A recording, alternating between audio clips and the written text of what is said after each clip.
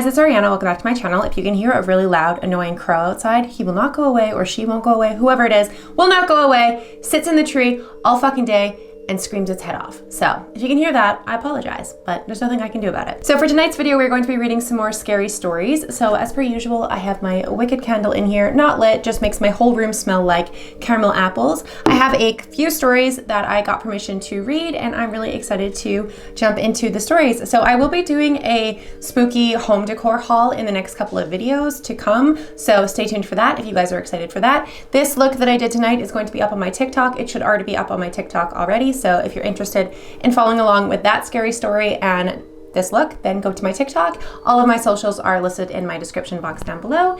And let's just jump on into the spooky stories. So the first story is from the Reddit user, The Horror Architect, and they titled it, They Hide in the Light. Oliver, can you please turn off the lights downstairs? I remember being a kid and hearing these words. I dreaded them. It was my job in the family to turn the lights off downstairs, to be the one that welcomes darkness into a familiar space, to have it chase me up the stairs. Darkness cannot chase, but that's what it felt like. I remember being relieved when I arrived at my room. It felt like I had won a race, one that you needed to win. I felt safe in my room. The constant reassurance of the lights telling me my eyes that there is no danger nearby. The lack of shadows to hide in. The doors and walls keeping me safe. But I really shouldn't have felt safe at all. You wonder why you only ever see these monsters in the dark? Why you only become aware of them in the dark? I have learned that in the same way we hide in the shadows, the light is their shadow to hide in, to wait. And one day, it stopped waiting. I grew up in a 2-story house with my sister and my parents, your typical American family home. There was nothing particularly special with the house or the area. We were in a nice neighborhood and we knew everyone in it. Everyone was so friendly. You felt safe enough to not lock your doors at night. Then all of a sudden, things changed. Subtle at first. In hindsight, these were warnings that I now try to tell you. It started with small noises, a constant scratching of my bedroom window, I had told myself was just the nearby tree. The continuous, almost rhythmic creaks of the attic floor above. A random rattle of the closet doors. These noises felt far away and never really interfered with normal life. It continued for about 3 months before it started to become more than just noise. First, leaky faucets. The house now had a permanent stench of offness. Then doors opening on their own, even locked ones. A blanket of sorrow seemed to engulf what was once a happy family, and for no apparent reason either. The sounds had also gotten closer. At this point, the creaks were now right beside my bed. The scratching on the window got louder, and one day, I noticed visible scratch marks, but they had come from inside. My parents were not superstitious. They believed that everything had a logical and rational explanation. When I told them about all of this, they had disregarded it as my imagination. Oliver, can you please turn off the lights downstairs? This was the night that it stopped waiting, and I remember it vividly. That night, I headed towards the lights and braced myself to sprint before I flicked on the switch. Ready, set, flick. I dashed up the stairs, straight to my room with the familiar relieved feeling of having won the race again. I settled in to relax on my bed, to read a comic or two before falling asleep. Ollie, please, can you turn off the lights downstairs? You'll rack up the bill. Mom, I just turned them off. Sophie probably went downstairs or something. Ollie, Sophie's in our room. I know you're scared of the dark, but please don't lie to me. Do your job, please. I reluctantly opened the door of my safe haven and headed toward the light switch downstairs again. I figured it was just an electrical issue. Ready, set, flick. I dashed up the stairs, but before I could close the door to my room, I heard a familiar click. The lights were on again, but so was the kitchen faucet. Dad? There's someone downstairs. I usually called for my dad whenever I was afraid. He always showed me that there was nothing to be afraid of. I remember him coming out of his room, a bit annoyed as I had interrupted his work, but he put on a comfort face once he realized I was scared shitless. It's all right, Ollie. Look, no one's downstairs. I'll go check for you. I watched him go downstairs, then out of sight as he went to investigate. I waited for what seemed like forever, just staring at the stairs, waiting for my dad to say that everything was fine. Then the faucet turned off and he arrived at the light switch, placed so conveniently near the base of the stairs. Nothing here, Ollie. Someone just forgot to turn off the kitchen tap. He turned off the lights and walked upstairs to comfort me. Relief was overwhelming. Click. The buzz of light seemed to have gotten louder, as if to mock how futile our attempts were at turning them off. Wait here, Ollie. I just need to check the electrical board. I watched my dad go down the steps again, each foot making that familiar thump on the stairs. Then my dad stopped midway. His head turned to look at me, and he was looking at me funny. I remember his face vividly. It was a mixture of shock and intense sorrow. His body was still facing the base of the stairs. His neck was facing the wrong way though, just like he was dead. The following thumps of his body following are still etched into my mind. Ollie, is everything all right? My mother was once a bright and bubbly person. The moment she stepped out and saw my dad is when the light in her extinguished. Her screams were cut short by the light downstairs. They had switched back off. This revealed the darkness that had done this to my dad. It was just vaguely humanoid, only a silhouette, and walking up the stairs. Their walk was almost in an awkward slow motion, as if it knew it'd get me eventually, and I somehow knew there was no escaping it. My mother had other plans. She snatched me into her room, hid Sophie and I in the bathtub, and called the police. My father's cause of death was officially labeled as a stairway accident. It was the most obvious answer. After all, 12,000 people die of stairway accidents a year. This was 31 years ago. I am now 45. My mother, my sister, they were both killed in a familiar fashion. My mother was a bathtub slip. My sister was a bed fall. But I knew better. I have survived this long because I have learned that these creatures cannot hurt you in the dark.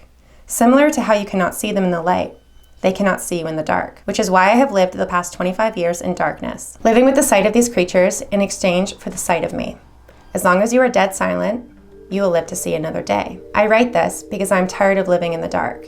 I write this to warn you of my story, to look out for the signs that you or your family have been marked, the signs that they have gotten tired of waiting. I will turn my lights on now. And that's how they ended the story. I'm really sorry if you guys hear a lot of cars in the background. I'm gonna try to edit this so that you guys don't hear them as often, but they are going fucking by nonstop. Like, they will not stop. I had to stop reading so many fucking times because super loud, annoying ass vehicles kept going by. It is ridiculous how annoying people make their vehicles. There's no reason you should make your vehicle so fucking loud that I can hear you through walls and windows in my house. Like, the fuck? And that annoying ass crow will not go away. Just will not shut the fuck up. I really like ravens, but I hate crows. They're so fucking annoying. And the last one that I'm going to read tonight, because it's so fucking loud outside, is from the Reddit user Pickles of Truth.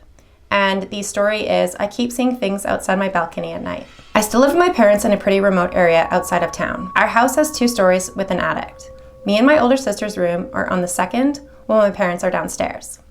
My brother has a small balcony with a sliding glass door connected to his room. This door is opposite to my bed, and I've always hated the looming darkness that overtakes it at night. The balcony overlooks a very dense forest, and to the right, you can see the unpaved road leading from our house into town. This all started when my sister left for some extracurricular program or camp so she could get into a good college. It was a big goodbye, considering she was leaving for a month and she had never done that sort of thing before. It was about sunset, and I knew my dad wouldn't be back for at least an hour.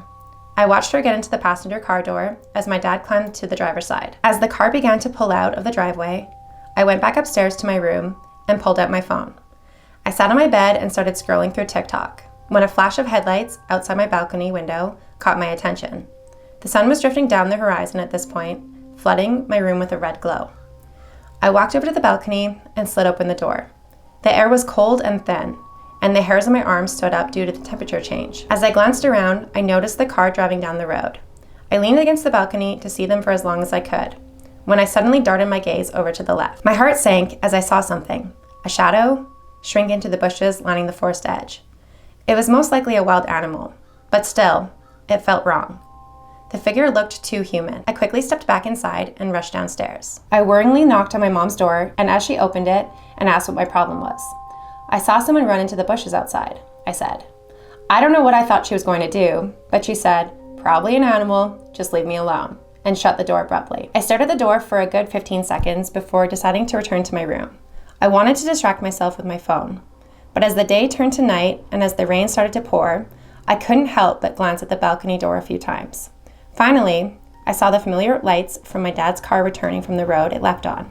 It made me feel a bit safer. Later that night, I had put my phone down and decided to rest. My eyes were heavy and stung a little from staring at my phone's blue light screen. The sound of heavy rain filled my ears. As I drifted off to sleep, a different sound jolted me awake. The sound of light tapping on glass. And of course, it was the balcony door. I threw my covers off and flicked the light on, staring at the void on my balcony in terror. Nothing was there. Dad? I yelled. Come up here, please. There was no answer. So I stormed my way downstairs and pounded on my parents' bedroom door. My mom opened the door once again with a look of frustration. It's fucking 1 a.m. What's your problem?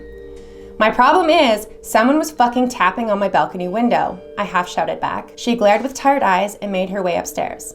I followed close behind her, and finally, we made it to my bedroom. The door was wide open, just as I had left it, but so was my balcony door. Did you open that? She asked, and suddenly, she seemed a bit more awake. No, I said, completely terrified. Lock yourself in your bathroom and call the police. Don't come out unless I say, she ordered me. I did as she said, and I was crying at this point. My shaky hands locked the door, and I dialed the button on my phone. 911, what's your emergency? The operator said. Completely panicked, I replied with my address, and then someone's broke into our house.